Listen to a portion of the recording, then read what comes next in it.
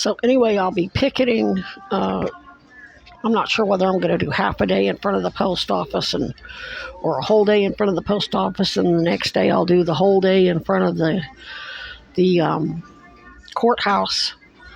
I'm going to be working on the relief from abuse and protective orders, probably Monday and Tuesday. But I'm going to be prioritizing getting those restraining orders and protective orders filed, and then once that's done, and all of all that text is CC'd and sent to Kuzi, the Attorney General, both police chiefs. It's going to go, obviously, to Senator Sanders, Becca Ballant, the mayor, and I'm going to be including, it's going to be going to all of the oversight committee members. I don't know how many different committees there are. I mean, Thomas Massey's, Ro Khanna's, I know Becca Ballant's on one, Jasmine Crockett,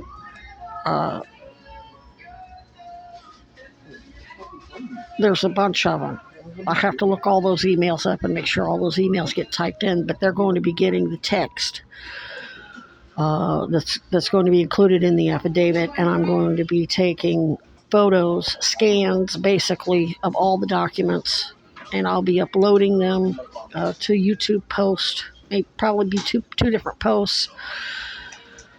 I think I can do 10 photos at a time, and each one is like 2 pages, maybe 3, so I probably can get both the order of protection and the relief from abuse done in one post, and then I'll tag all of them that actually have YouTube channels in that post, but they'll also get sent a link to it, and I'll probably have to email it. I'm not sure how I'm going to get copies of that to them, because a lot of government servers have a maximum that it will deliver. So anyway, they'll at least get the text, which is really the most important part of the order of protection and the relief from abuse against Judge Hoare. And the order of protection will be against Chad Cronin, and I will note in the relief from abuse against Judge Hoare, the restraining order against him, that he's acting on behalf of Chad Cronin, with whom I lived as an investigator and live-in girlfriend. So, and all of their snitches are going to be listed, from Becky Burrell to Megan. She's one of them that ripped me off tonight, and she was really nervous. She's like, I'm going to prison. And I'm like, well, yeah.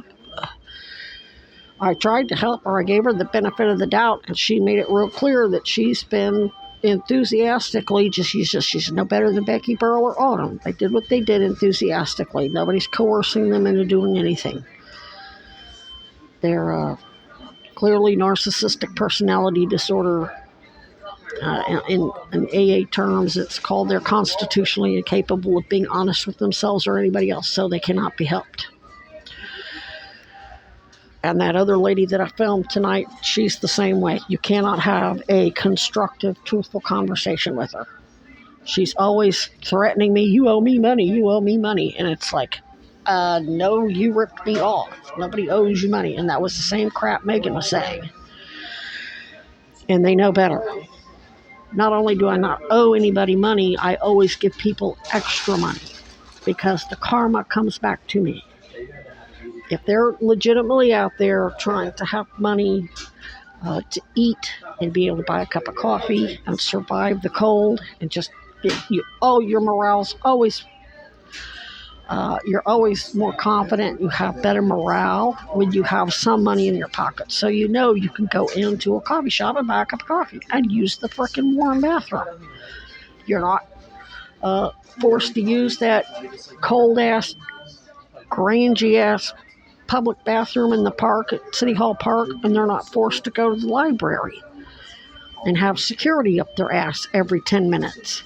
They can feel like a human being and go in and get something to eat, get something to drink, get a slice of pizza, whatever. Be free for a few, hours or minutes or whatever. So it's really stupid for them to steal from me when if they just asked, I'd give it to them. So that just tells me they deserve whatever they get. I don't care if they get killed or not. They chose to help a lynch mob. They enthusiastically chose to be part of a lynch mob that killed Alfonso, killed Ben, killed Brandy, killed Michaela Raines. Dad's going to get a copy of the TRR. I'm going to encourage him to get a bunch of family members, make sure they're packing, licensed to pack, and come up here, because if I leave, they'll trash this camp. I can't take my 500-watt solar generator and 100-watt solar panel plus all my other crap.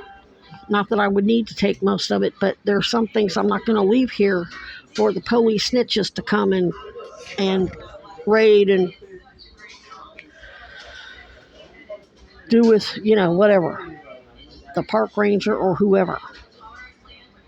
All my chainsaws.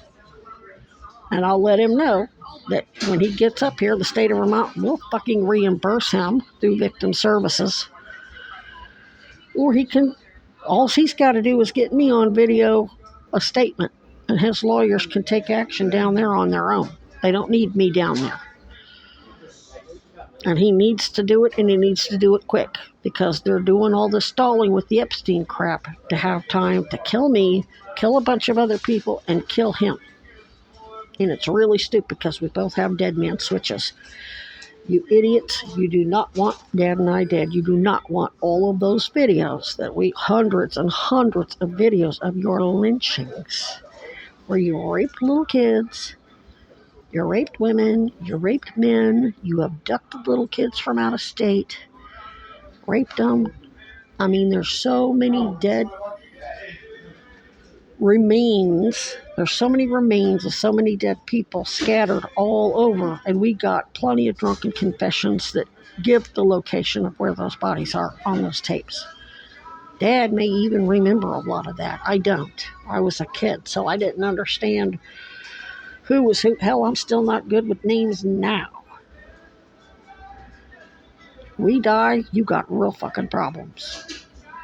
Real fucking problems. And when you listen to my mother, we didn't have any way to record. She knows better. She knows we had VHS. We had 8mm, because she even took a bunch of 8mm reels and got them converted onto VHS tapes. So we didn't have to set up a 8mm projector and drop a sheet to watch the movies. We could watch the old family movies of me when I was 3 or 4 right on the VHS. So she just lies to you all, gives you all false information because she don't want to admit she's going down too. She's an idiot. And that's part of your problem. All of your PIs, all these people you're using are complete effing idiots. I didn't even try to get a confession out of Becky Burrell and Autumn. Autumn's mother just gave it up. She's not an informant. I never used the word informant. I didn't even say police snitch. Damn sure didn't use the word spy, but your fucking guilty conscious brain sure spit that shit out, though, didn't it? We don't work for the government. Well, what are you doing dropping Sarah Jordan, the top prosecutor's name? Why are you dropping Bernie Sanders' name? If you're not working for the government. You certainly tried to convince me you were working for the government, namely Bernie Sanders and Sarah George, and that you weren't working for Judge Hoare. You were his victim. Fuck out of here. Just total idiots. I mean, if me and my limited skills can get confessions out of these people, don't tell me that the Pentagon Special Forces interrogators can't get confessions out of Paul Dragon and everybody who captured those raccoons and injected them with whatever the hell they injected them with. and all that. They're going to have records on all of that at wherever their lab is, wherever they're supposedly cooking up the rabies. They're doing a rabies study. Okay, that lab can be raided. All that data's on computers. You don't fucking need me out here. Whoever's telling you that is giving you bad advice. They're stalling, blowing smoke up your ass, future faking you so that you'll go along with it. They've got Bernie convinced, we've got something for Trump. No, they don't. 400, every single member of Congress, save for one, signed that Epstein Transparency Act because they knew it wasn't going to go anywhere. They knew Trump and DOJ weren't going to release it. They knew